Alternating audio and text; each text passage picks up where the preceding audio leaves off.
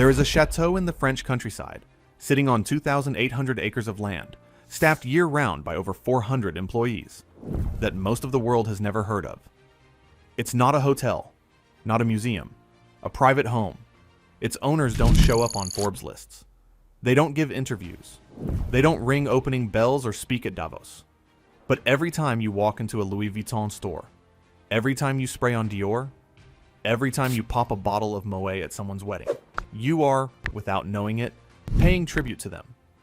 Most people think the luxury industry is a glamorous competition between iconic houses, French, Italian, Swiss, each with their own history, their own soul. That's what it looks like from the front. What it actually is, underneath the silk and the gold leaf and the velvet ropes, is one of the most concentrated, quietly controlled empires in the history of global commerce. And at the center of it sits a single family, the Arnaults. Their grip on how the world defines luxury is so total, so architecturally precise, that calling it a business would be like calling the Vatican a real estate portfolio. Here's what we're going to do in this video. We're going to trace exactly how one family quietly assembled the most valuable luxury empire on Earth, not by designing handbags or perfume, but by engineering a corporate structure so complex that even financial analysts struggle to map its edges. We're going to get into the holding companies, the political moves, the hostile takeovers dressed up as friendly investments, and the generational strategy that has made this family wealthier than most sovereign nations. And I want you to wait until you hear about the single boardroom move in 1989 that handed them control of Louis Vuitton Moët Hennessy. One move changed everything.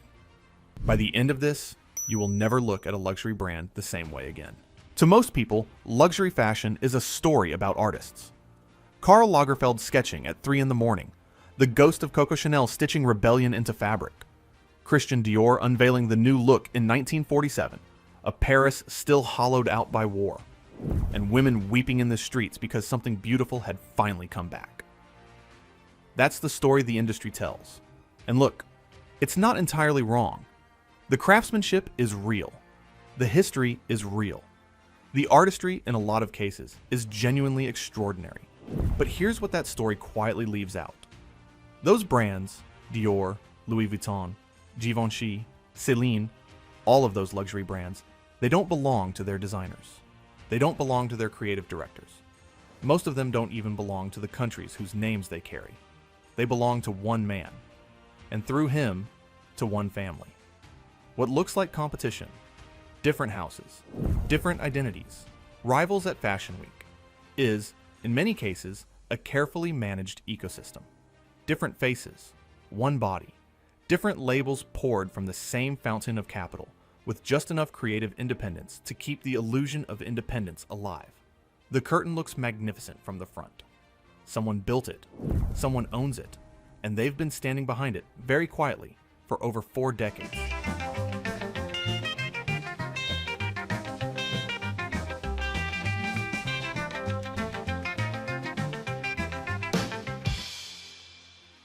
Here's the thing that most financial journalists just kind of gloss over. LVMH, also known as Moët Hennessy Louis Vuitton, is the largest luxury conglomerate on Earth. As of 2024, it controls 75 brands across fashion, spirits, jewelry, watches, cosmetics, and hospitality. Annual revenue over 86 billion euros. Market cap that has at various points cleared $500 billion, making it the most valuable company in the entire European Union. Not the most valuable luxury company. The most valuable company. Period. That alone is remarkable, but it's not the anomaly. The anomaly is how quietly it's actually controlled. In most companies at this scale, Apple, Amazon, Microsoft, ownership is spread out. Institutional investors, pension funds, index funds, retail shareholders. Power is diffuse. There are boards, activist investors, earnings calls watched by thousands of analysts. LVMH doesn't work that way. Through a holding company called Christian Dior SE, and beneath that, a deeper structure called Group Arnault, the Arnault family retains direct voting control over the entire empire. Not a plurality. Not a majority. Control. The kind where a hostile takeover is basically impossible. The the kind where no board revolt succeeds, the kind where one family's vision, and one family's alone, determines the direction of brands that collectively touch billions of people every single day. So, how did that happen? How does one family build a legal fortress around the world's most coveted names? It starts in 1989, and it starts with a bankruptcy. To understand what Bernard Arnault built, you have to understand what he was first. He was not a fashion man. He was a chess player. Born in 1949 in Roubaix, a northern French industrial city, not glamorous, not Parisian, Arnault came from a comfortable but unremarkable background. His father ran a civil engineering company.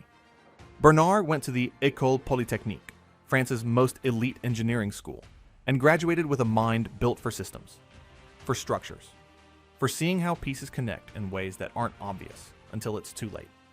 In 1984, the French government needed a buyer for a struggling textile conglomerate called Boussac Saint-Frère. The company was hemorrhaging money, 25,000 employees, a mess by almost any measure. Most people who looked at it saw a problem. Arnault saw something buried inside it. Christian Dior, not the perfume license, the actual house, the name, the archive, the legacy. He acquired the entire Boussac group for essentially 1 franc, backed by the French government, promising to preserve jobs. Within 2 years, he'd restructured it, sold off everything unprofitable, and kept the one thing that mattered, surgical, and just the beginning. In 1987, Louis Vuitton and Moët Hennessy merged to form LVMH. It was meant to be a defensive move. 2 French luxury giants, nervous about foreign takeover, joining forces for protection. The merger was supposed to create strength through unity. Instead, it created an opening. By 1988, Arnault had quietly started accumulating LVMH shares on the open market, partnering with the French investment bank Lazard and the Guinness Spirits Group. He presented himself publicly as a friendly partner, a white knight, someone who shared the values of the house. He was building a siege weapon. By January 1989, he had enough shares to force a boardroom confrontation. In a move that genuinely stunned the French business world, he outmaneuvered Henri Racamier, the man who had built Louis Vuitton into a global name, and seized control of the entire group. Racamier, blindsided, reportedly described it as a stab in the back. Within months, he was gone. Arnault was 40 years old. He now controlled the most prestigious luxury portfolio on Earth. But control was never the destination. It was the foundation. Over the next 3 decades, he deployed an acquisition strategy of almost mechanical consistency. Celine in 1996, Kenzo the same year, Guerlain in 1994, Tag Heuer in 1999, Fendi in 2001, won in a bidding war against Prada and Gucci by simply outspending everyone in the room. Bulgari in 2011, 4.3 billion euros. Tiffany & Co's in 2021, $15.8 billion. The largest acquisition in luxury history. Every purchase followed the same pattern. Find a brand with irreplaceable heritage. Acquire it at the moment of maximum vulnerability, financial distress, succession crisis, a founder death, a family dispute. Install a world-class creative director to restore cultural heat. Then lock the asset inside the LVMH structure, where it generates cash that funds the next acquisition. The machine feeds itself, and it's protected by a corporate architecture that is honestly kind of a masterpiece of legal engineering. At the top sits Groupe Arnault SEDCS, a family holding company through which Bernard and his 5 children control their stake. Beneath that sits Christian Dior SE, publicly listed, which owns roughly 41% of LVMH and holds 59% of its voting rights. Beneath that, LVMH itself, traded publicly, followed by thousands of analysts, giving the appearance of a conventional corporation, while the actual control structure stays as close to untouchable as anything in modern capitalism. It is not a company. It is a dynasty wearing a company's clothes. Let's actually talk about what this means in practice. Because the numbers, when you lay them out honestly, stop feeling like business stats and start feeling like something closer to sovereignty. LVMH controls 75 brands across 6 divisions: fashion and leather goods, wines and spirits, perfumes and cosmetics, watches and jewelry, selective retailing, and other activities. That last one, other activities, includes a luxury yacht builder, a media group, and a contemporary art foundation. When a company's miscellaneous category contains a yacht manufacturer, you are not dealing with a normal company. The fashion and leather goods division alone, Louis Vuitton, Dior, Givenchy, Loewe, Fendi, Celine, generates more annual revenue than the entire GDP of Iceland. Louis Vuitton by itself is estimated to be worth somewhere between $40 and $47 billion as a standalone brand. More valuable than Ford, more valuable than Boeing. Companies that build the cars and planes that physically move civilization forward. All of it from a set of interlocking initials on a canvas bag. In wines and spirits, they control Moët and Chandon, Dom Pérignon, Veuve Clicquot, Krug, Hennessy, and Chateau d'Yquem, one of the most celebrated vineyards in the world, producing bottles that start at $500. Hennessy alone commands approximately 40% of the global cognac market, not 40% of the premium segment, 40% of all cognac sold anywhere on Earth. In jewelry and watches, Bulgari, Tag Heuer, Hublot, Zenith, and, since 2021, Tiffany & Co. whose robin's egg blue box is one of the most recognized pieces of commercial imagery in human history. The Tiffany acquisition added 300 stores across 100 countries overnight. And then there's Sephora. LVMH owns Sephora, the dominant global beauty retailer. Over 2,700 stores in 35 countries. Every transaction, whether you're in Minneapolis or Mumbai or Melbourne, flows back eventually to the same family holding company in Paris. Compare this to the competition for a second. Kering, which owns Gucci, Saint Laurent, Bottega Veneta, Balenciaga, had revenues of roughly 17.6 billion euros in 2023. LVMH, 86 billion euros. That is not a competitive landscape. That is a continent and a city-state sharing the same map. Richemont, the Swiss group with Cartier and Van Cleef and Arpels, posted about 19 billion euros the same year. Combined, LVMH's two closest rivals generate less revenue than LVMH's fashion division alone. LVMH operates over 6,000 stores, 213,000 employees, a retail or distribution presence in virtually every country on Earth with a functioning economy. And at the top of all of this, the Arnault family's net worth, held primarily through Group Arnault, has been estimated at various points between $150 billion and $230 billion, making Bernard Arnault a consistent contender for the wealthiest person alive.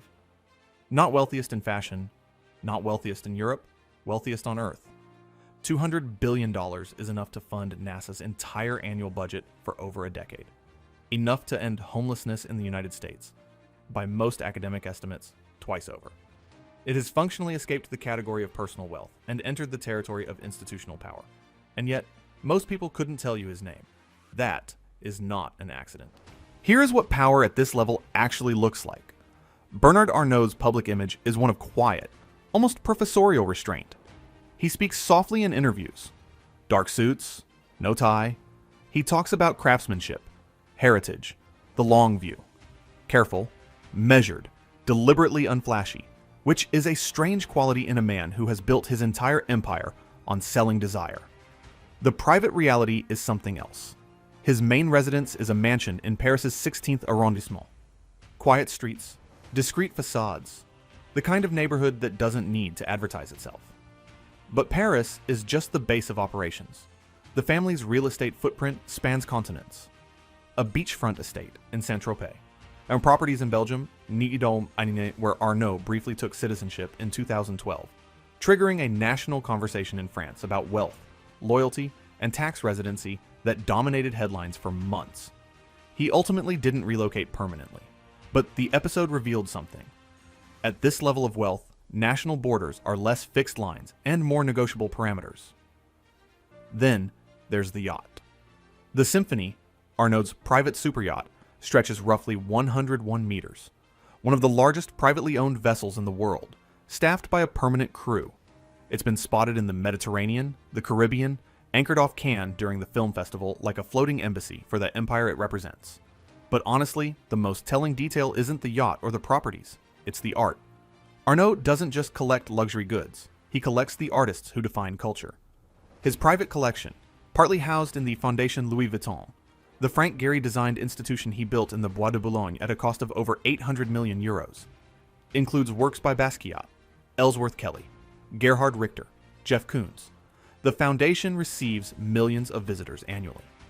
It functions simultaneously as a genuine cultural gift to Paris and as a brand-building exercise of extraordinary sophistication.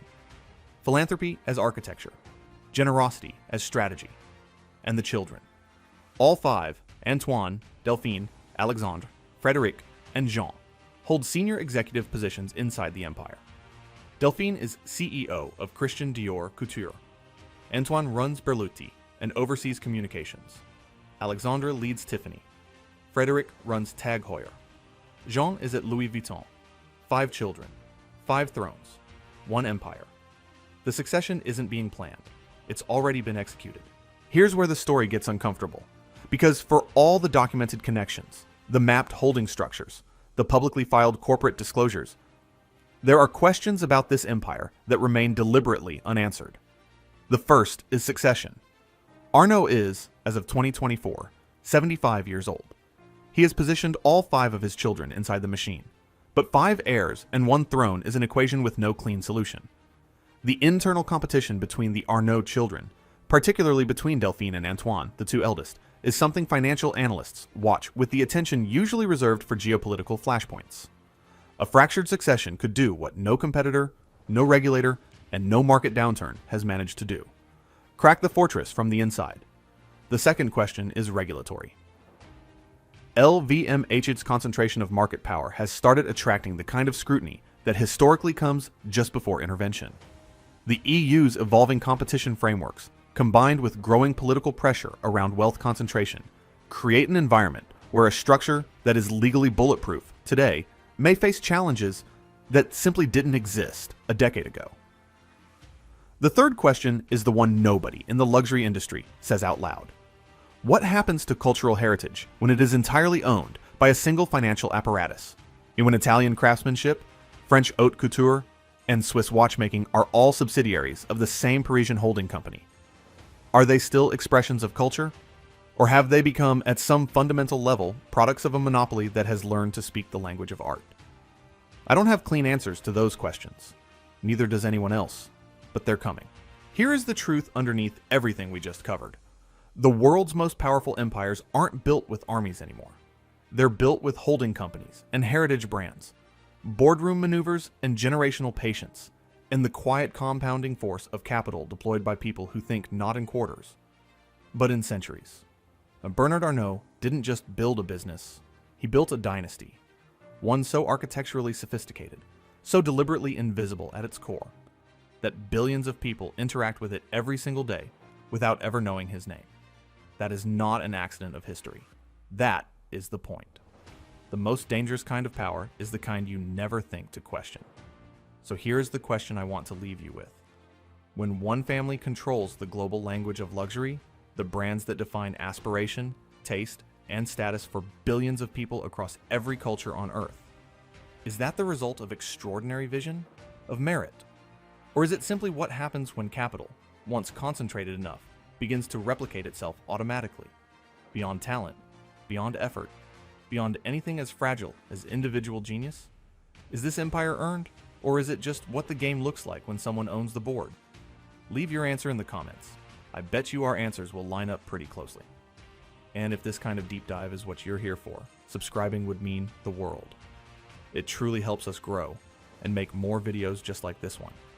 And it also means that the next time we pull back the curtain on something like this, you'll actually be there right when it drops. And you're going to want to. Next time, we're going inside the family that doesn't just own luxury brands. They own the land, the ports, and the governments that make global trade possible in the first place. Thanks for watching, and we'll see you in the next one.